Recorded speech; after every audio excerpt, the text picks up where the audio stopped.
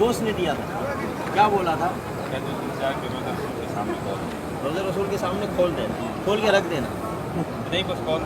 اچھا ابھی یہ نہیں پتا کہ کیا ہے. تو آپ نے کھول کے دیکھا نہیں کیا ہے؟ نہیں ابھی تک نہیں. دیکھیں کھول کے. یہ خطوط ہے، لیٹر ہے، یہ بھائی لے کے آئے ہیں پاکستان سے، ہے نا؟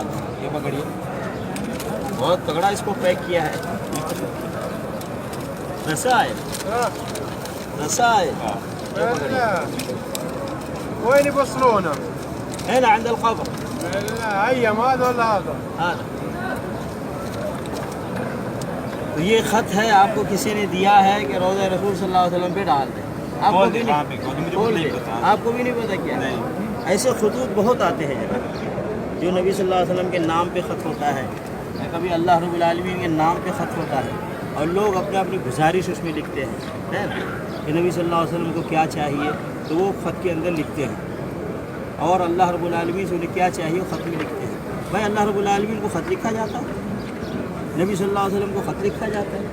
آپ کو معلوم ہے نبی علیہ الصلوۃ والسلام نہ لکھنا جانتے تھے نہ پڑھنا جانتے تھے. کچھ پڑھنا ہوتا تو پڑھواتے تھے صحابہ سے، کچھ لکھنا ہوتا تو صحابہ سے لکھواتے تھے. ابھی جو لوگ خط لکھ کے بھیجتے ہیں کتنی بڑی بیوقوفی ہے، عقیدے کی خرابی ہے.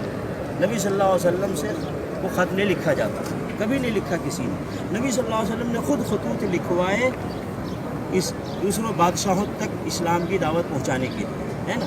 نبی صلی اللہ علیہ وسلم نے خط لکھوائے غیر مسلموں کو اسلام کی دعوت دینے کے لیے، خط لکھوائے. لیکن نبی صلی اللہ علیہ وسلم کو کسی نے خط لکھا. نبی صلی اللہ علیہ وسلم کے اوپر قرآن نازل ہوا، اللہ نے نازل کیا قرآن مجید. نبی صلی اللہ علیہ وسلم سنتے تھے جبرائیل علیہ السلام سے، اور اس کو یاد کر لیتے تھے اور پھر آگے صحابہ کرام کو بتاتے تھے.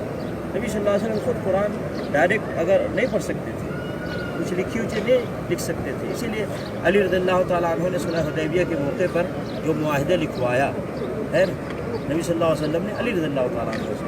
اور یہی وجہ ہے کہ جب کفار مکہ نے کہا، مشرکین مکہ نے، کہ جب اس میں لکھا تھا رسول اللہ، انہوں نے کہا ہم تو آپ کو رسول مانتے ہی نہیں ہیں، آپ نے رسول اللہ کیوں لکھوایا؟ سمجھ. تو علی رضی اللہ تعالیٰ عنہ کو کہا نبی صلی اللہ علیہ وسلم نے کہ اس کو مٹا دو. علی رضی اللہ تعالیٰ عنہ کہا میں نہیں مٹاتا. تو نبی صلی اللہ علیہ وسلم نے کہا ٹھیک ہے، وہ کہاں پہ لکھا ہے رسول اللہ بتاؤ. تو نبی صلی اللہ علیہ وسلم نے خود اس کو مٹا دیا. تو نبی علیہ السلام لکھنا پڑھنا نہیں جانتے تھے، امی کہتے ہیں، امی تھے.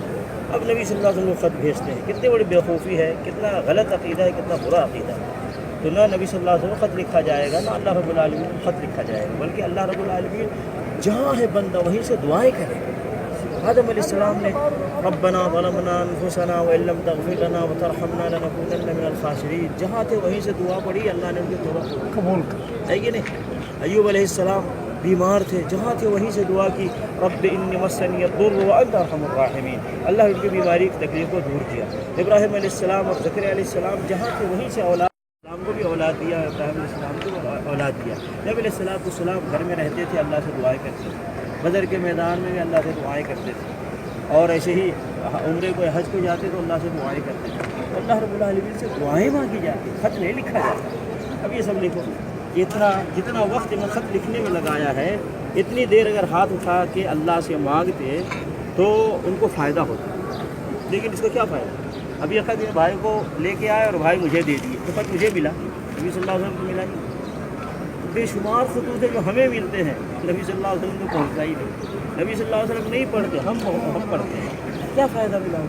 اس لیے ایسے بھائیوں سے جو خطوط لکھتے ہیں یہ غلط عقیدہ ہے، غلط طریقہ. وہ جو جہاں اللہ سے مانگے، ہاتھ اٹھائے اور اللہ سے مانگے، دعائیں کرے، اور اللہ رب العالمین داتا ہے، گنج بخش ہے، غوث آدم ہے، دستگیر ہے. سمجھ گئے نا؟ اور اللہ رب العالمین ہر فائدہ کا مالک ہے، اور وہی دینے والا ہر فائدہ، ہر نقصان سے بچانے کا مالک ہے، اور اللہ ہی ہر نقصان سے بچاتا ہے. خطوط نہیں لکھے جاتے. اگر تو ایسا کرے یا کرے اس کو سمجھائیے، نصیحت کیجیے، خط مت لکھیے. اللہ لوگوں کو صحیح دین کی سمجھ عطا. آمین.